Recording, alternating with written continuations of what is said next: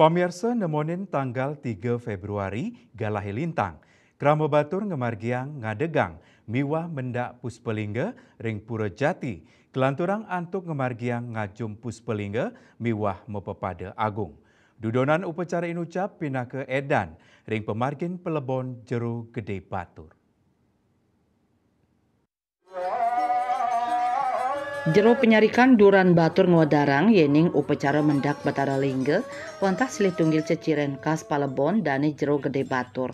Masyarakat Batur pindah ke Bali mula madue tradisi akuron-kuron sahen nabe niskala ring Pura Jati. Mawinan nenten-wenten sulinggih ring Batur menjantan ide Betara Sakti ring Pura Jati madeg dados nabe.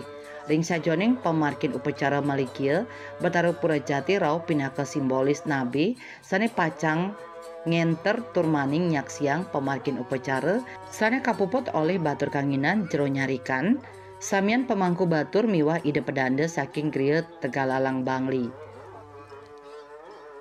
Pelaksanaan upacara mendak Batara Lingga adalah salah satu ciri dari pelaksanaan pelebon Plegedane Jero Gede Batur. Karena kami di Batur adalah masyarakat Bali Mula yang secara aguron-guron menabe niskala di Pura Jati. Jadi di Batur tidak ada sulinggih, maka nabe kami adalah Ida Batara Sakti di Pura Jati.